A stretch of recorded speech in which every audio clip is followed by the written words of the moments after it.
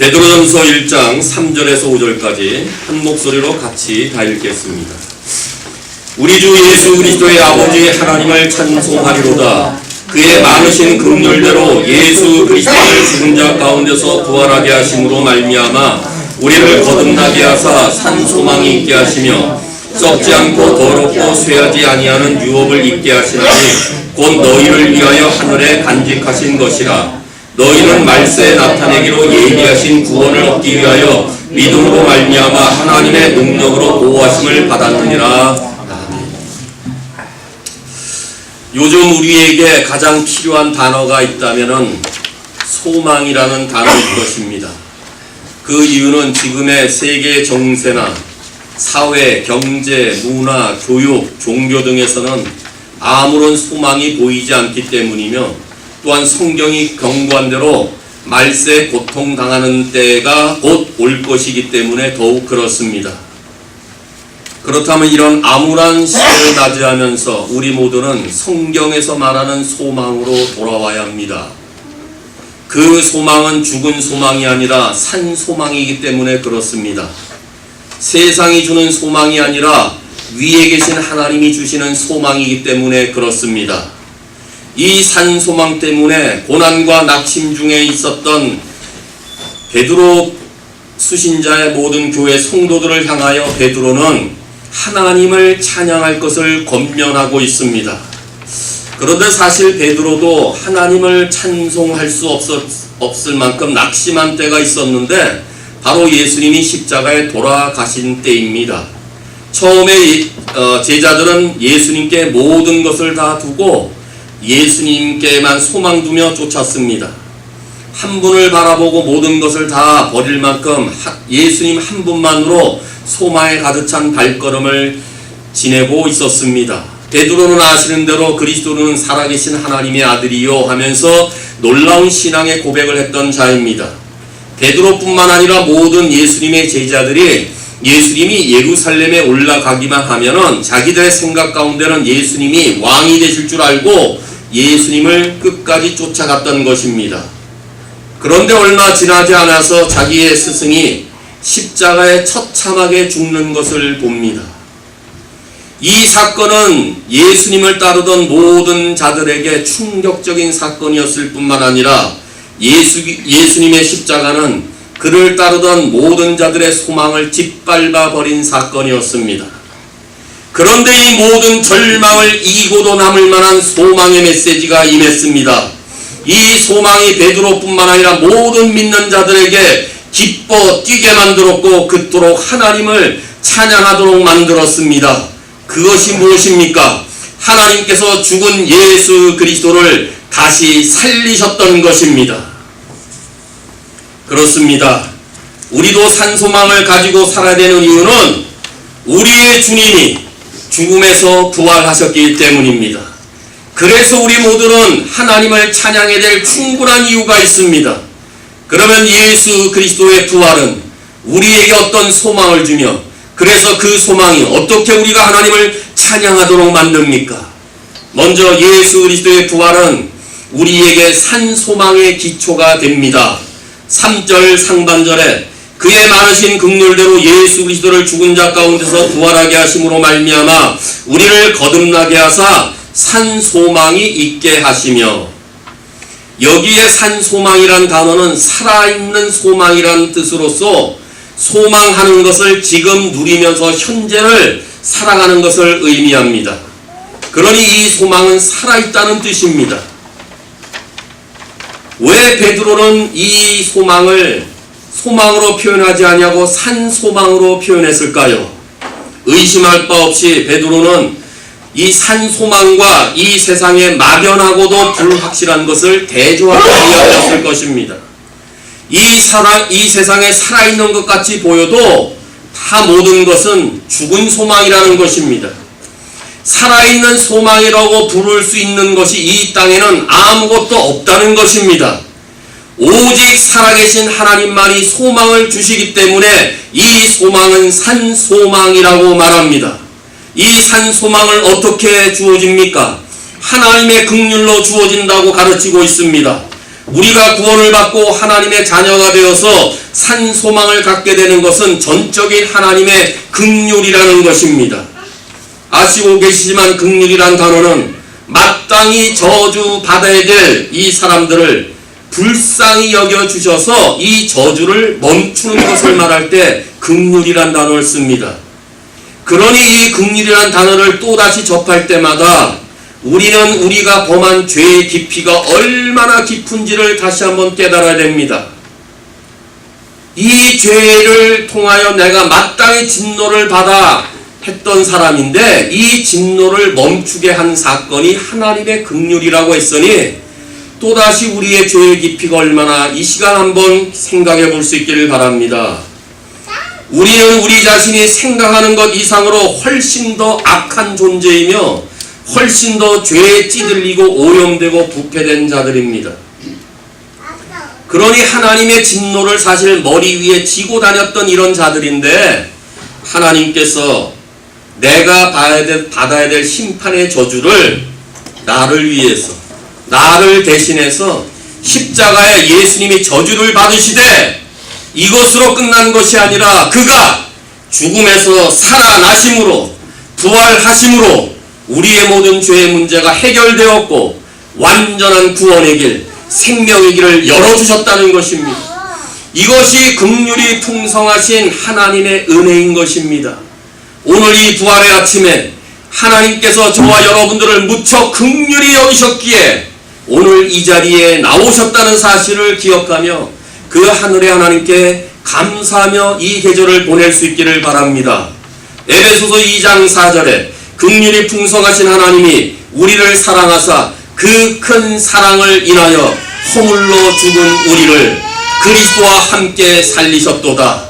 디도서 3장 5절 우리를 구원하시되 우리의 행한 바 의로운 행위로 말미암지 아니하고 오직 그의 긍휼하심을 따라 중생의 시층과 성령의 새롭게 하심으로 하셨다고 말씀합니다. 그러니 절망해야 될 이유가 하나도 없습니다. 고난을 받는다고 해서 우리가 낙심할 이유는 없으며 경제적인 어려움이 계속 진행된다고 해서 그래서 앞날이 불안하다고 해서 걱정할 이유가 없습니다.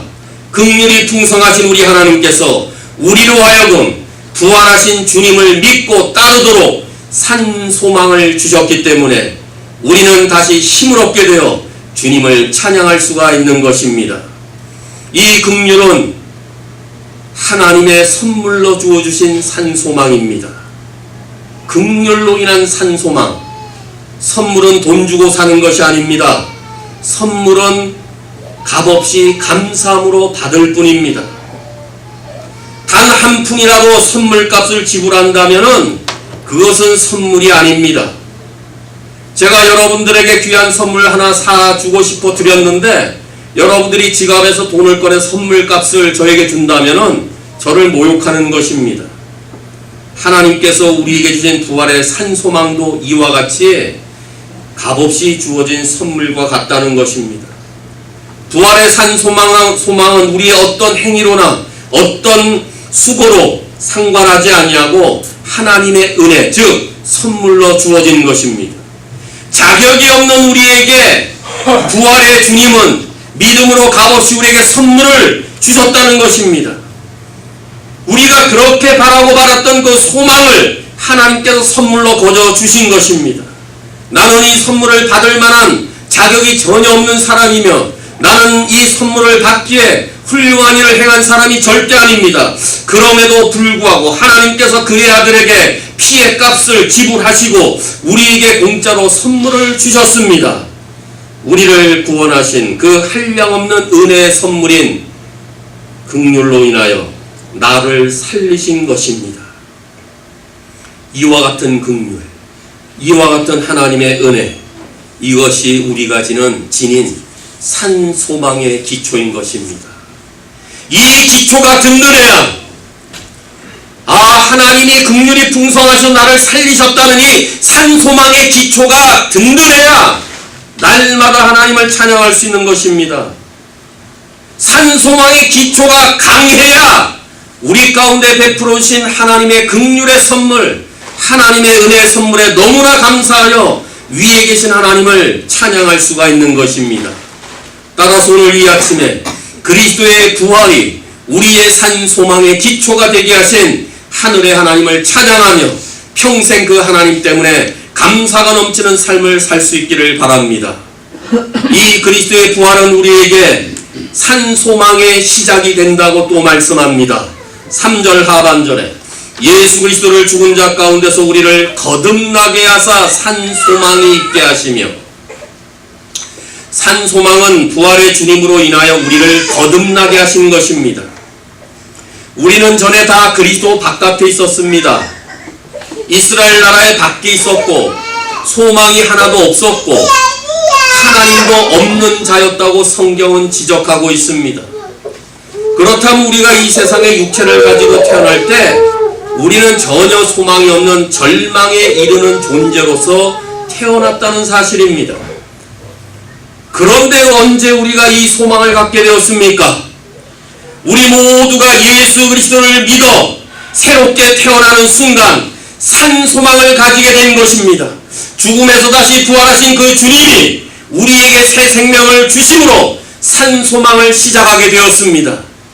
산 소망은 거듭남으로 시작됩니다. 그런데 우리가 만일에 부활하신 주님을 만나지 못했다면 우리의 삶은 시들어가는 꽃처럼 달려갔을 뻔한 인생이었는데, 감사하게도 우리 모두가 부활의 주님을 믿어 산 소망을 가지게 되어 새로운 인생을 출발하게 되었으니 이 어찌 감사한 일이 아니겠습니까? 또한 베드로전서 1장 23절에 너희가 거듭난 것은 썩어질 씨로 된 것이 아니요 썩지 아니할 씨로 된 것이니 살아있고 항상 있는 하나님의 말씀으로 되었느니라. 우리는 또한 하나님의 말씀으로 거듭나 산 소망을 갖게 되었습니다.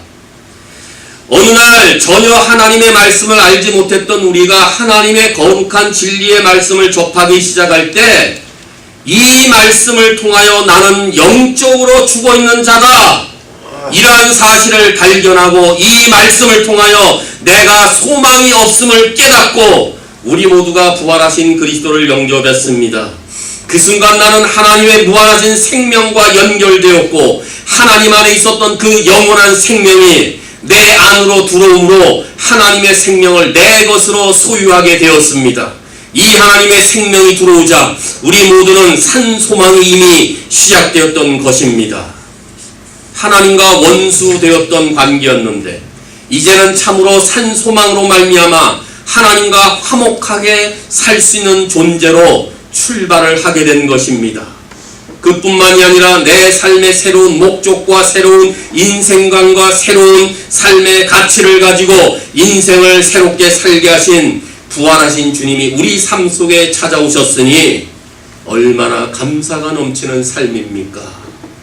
이 부활의 소망이 과거 한번 예수를 믿었을 때만 끝난 것이 아니라 오늘 이 시간도 앞으로도 부활의 산 소망이 우리를 날마다 새롭게 하는 사실입니다. 그러니 이 사실을 믿는다면 우리의 삶의 자리가 아무리 어렵고 힘들다 할지라도 무력하게만 앉아있을 수가 없습니다.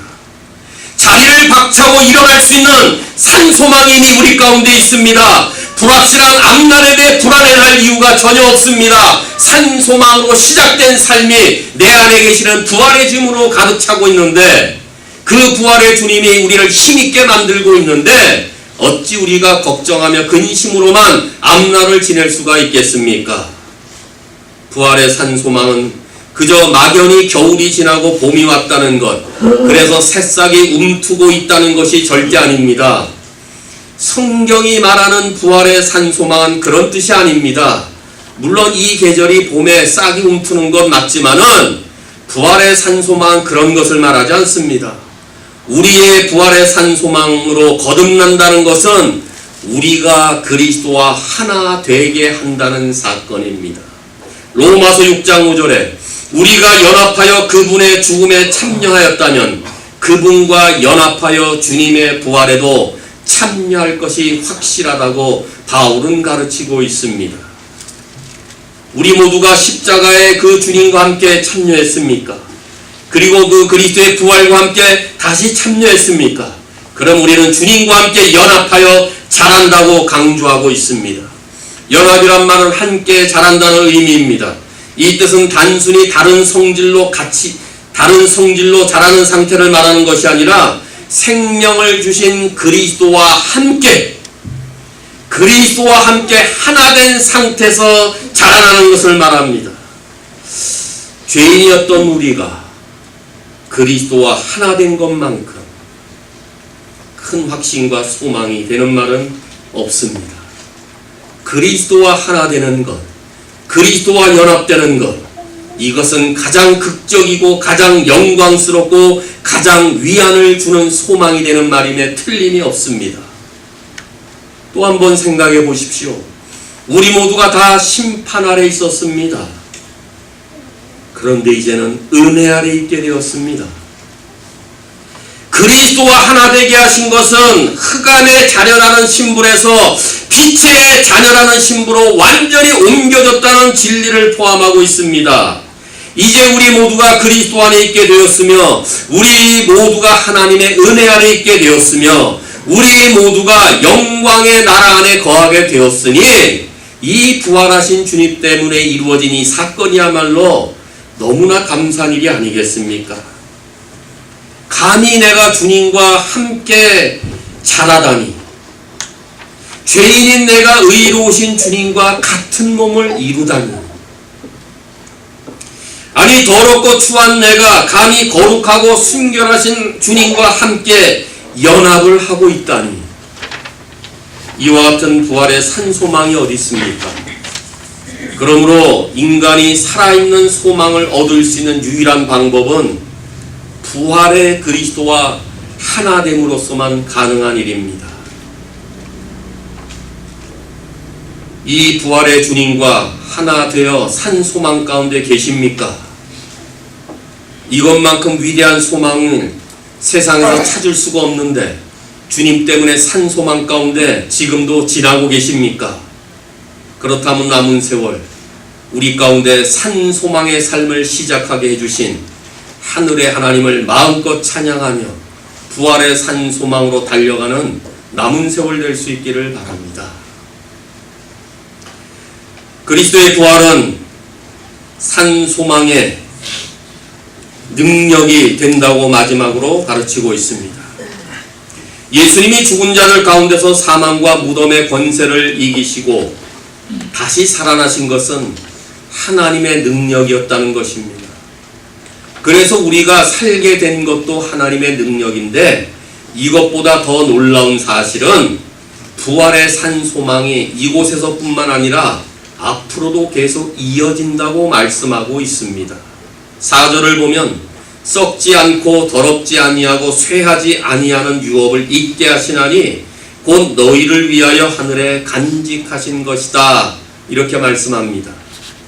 우리는 이미 예수 그리스도를 믿어 하나님의 나라를 유업으로 이을 상속자가 되었습니다. 이미 우리는 천국 시민이 되어서 이 땅에 살면서도 천국 생활을 누리다가 영원한 나라에 가는 것과 같이 우리는 미래에 누릴 기업을 아직 받지 못했지만 현재 이 자리에서도 누리면서 살 수 있게 된 것입니다. 이것이 우리의 산 소망을 더욱 기쁘게 하는 이유인데, 이 더 기뻐해야 될 이유는 이 소망이 이 땅에서만 이어지는 것이 아니라 영원한 하늘나라에서도 끝까지 이어진다는 것이 오늘 4절의 말씀입니다. 그럼 우리가 앞으로 더 누릴 산소망되는 이 기업은 무엇입니까? 먼저는 썩지 않은 기업이라고 가르칩니다. 썩지 않은이란 말은 어떤 형태의 부패로서 방지되는 기업을 말합니다. 그런데 사람들이 가진 세상의 많은 소망들은 다 부패할 소망들입니다. 그런 것은 조만간에 다 없어질 것입니다. 육체의 소멸과 함께 다 사라질 것입니다. 그러나 주님이 우리를 위해서 하늘에 간직한 이 유업은 절대로 썩어 없어지거나 어떤 것으로도 부패될 수 없는 기업임을 성경은 확증하고 있습니다. 또한 그것은 더럽지 않은 기업이라고 가르칩니다. 더럽지 않는 말의 원뜻은 불타지 아니하는 혹은 다른 색깔로 염색되지 않은 이런 뜻입니다. 그러니까 불타지 않으니까 변하지 않는다는 것이고 어떤 염색을 하더라도 색깔이 변하지 않는다는 뜻을 말하고 있습니다. 그런데 세상에는 더럽지 않은 것이 없습니다. 다 변질됩니다. 다 변합니다. 그런데 우리 주님께서 우리를 위해서 예비하신 기업은 절대로 변질되거나 퇴색되거나 불타거나 더럽혀지지 않는 기업을 약속하셨습니다. 그리고 그것은 쇠하지 아니하는 기업이라고 말합니다. 이 말은 원래 영원히 그 아름다움을 보존한다는 뜻입니다. 쇠하지 아니한다. 이 말은 그래서 쉬운 성경의 번역은 그 아름다움이 변하지 않은 기업이라고 번역하고 있습니다. 인간이 자랑하는 모든 아름다움은 다 순간입니다. 다 지나갑니다. 그러나 주님께서 우리를 위해서 예비해 놓으신 그 기업은 쇠하지 아니하는 찬란한 영광으로서 그 아름다움을 영원히 간직하는 기업입니다. 이처럼 우리 주님께서 우리를 위해서 하늘나라에 간직해 놓은 우리가 장차 누리게 될 그 영광스러운 기업은 한마디로 불후의 기업이며 불멸의 기업이며 불변의 기업이라는 것입니다. 그런데 우리 안에 있는 이 산소망이 장래의 이 기업으로 연결된다는 것입니다. 그러므로 주님께서 나를 위해서 예배해 놓으신 영광스러운 기업으로 연결되고 있으니 이것이 바로 부활하신 그리스도로 인한 산소망의 능력이자 산소망의 마지막 결과임을 확신하면서 감사하며 주님을 찬양하는 삶이 될 수 있기를 바랍니다. 더 나아가서 이 산소망은 하나님의 보호를 받게 됩니다. 5절에 너희는 말세에 나타내기로 예비하신 구원을 얻기 위하여 믿음으로 말미암아 하나님의 능력으로 보호하심을 받았느니라. 구원받은 성도는 부활의 능력으로 우리의 믿음을 끝까지 보호해 주신다는 말씀입니다. 우리가 믿음 생활하면서 어떤 유혹이나 핍박 가운데서 그래서 고난과 역경 가운데서 있을지라도 하나님의 능력으로 끝까지 우리의 믿음을 지켜주시고 보호해 주시는데 이것이 바로 그리스도의 부활의 능력이라는 것입니다. 주님이 우리를 안전하게 보호하십니다. 부활의 주님이 우리를 든든히 보호하십니다. 왜냐하면 주의 부활의 능력의 손에 우리는 안전하게 보호받기 때문에 그렇습니다. 여기에 보호를 받는다는 보호라는 단어는 원래는 군대 용어입니다. 군인들이 국방을 든든하게 지킨다는 것의 의미를 가져옵니다. 군인들이 국방을 든든하게 자기의 나라를 지키는 것처럼 하나님께서 그의 부활의 능력으로 우리의 구원을 든든하게 붙들어 주신다는 말씀입니다. 전능의 하나님이 붙잡고 계시는데 능력의 하나님이 보호하고 계신다면 그 기업은 아무도 흔들 수가 없습니다. 능력으로 보호하시는 그 기업은 아무도 빼앗을 수가 없습니다. 그 영원한 하늘의 기업이 전능의 능력의 하나님으로 지킴을 받기 때문입니다. 이 기업이 우리 가운데 영구히 존재하는 한 더 이상 절망은 없습니다. 이것이 우리를 향한 산소망이라는 말씀입니다. 어느 누구도 전능의 아버지 하나님 앞에서 나를 빼앗을 수가 없습니다. 주 안에서 새로운 피조물이 되어 하나님의 자녀가 된 우리 모두는 주님의 능력으로 보호하고 계시기 때문입니다. 따라서 우리의 기업과 우리의 구원은 절대적으로 든든합니다. 왜냐하면 우리의 영원한 기업과 구원은 부활하신 주님의 능력 아래 보호를 받기 때문에 그렇습니다. 하나님은 우리를 끝까지 지켜주시고 보호해 주신다고 또 성경은 우리에게 약속합니다.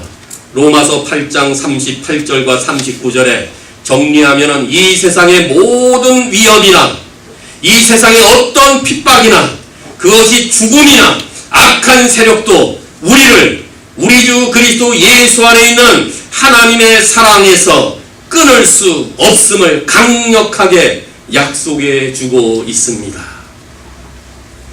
우리의 모든 것은 부활하신 그리스도의 능력으로 보호받습니다.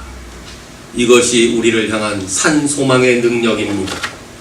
이와 같은 능력의 삶을 허락하신 하늘의 하나님을 찬양하며 평생 감사하는 삶을 살 수 있기를 바랍니다. 사랑하는 신실한 교회 성도 여러분, 무엇이 고난 중에 있었던 베드로의 편지의 수신자들을 찬송하게 만들었습니까? 아니, 낙심 중에 있었던 베드로를 어찌 찬양하도록 만들었습니까? 그것은 바로 예수 그리스도의 부활이었습니다. 그리스도의 부활이 없었다면 베드로는 산 소망에 대하여 말하지 못했을 것입니다. 그런데 그가 주님을 배신했고 도망갔고 의심했었던 그가 성령의 놀라운 능력을 경험하자 이제 우리에게 자신있게 확신있게 내가 경험한 부활이 바로 이런 것입니다 하면서 우리에게 오늘 산 소망의 메시지를 강력하게 전하고 있는 것입니다. 그리스도의 부활이 없다면 기독교는 존재할 수 없습니다. 그리스도의 부활은 그리스도의 죽으심과 더불어 기독교 복음의 가장 큰 핵심입니다. 그리스도의 부활은 우리 믿음의 근거가 되고 현재 우리의 삶의 능력이 되며 미래에 대한 우리의 모든 소망의 원천이 됩니다. 이 모든 것은 긍휼이 풍성하신 하나님이 값없이 선물로 주신 것입니다. 우리를 위해 예비해 놓으신 영광스러운 기업과 영원한 안전한 구원은 하나님의 은혜의 선물입니다. 그러므로 남은 날 무슨 일을 만난다 할지라도 어떤 형편에 있다 할지라도 우리 모두는 산 소망을 갖게 해주신 부활의 주님을 찬양하며 부활의 능력을 마음껏 누리는 평생의 삶이 되시기를 주님의 이름으로 축원합니다.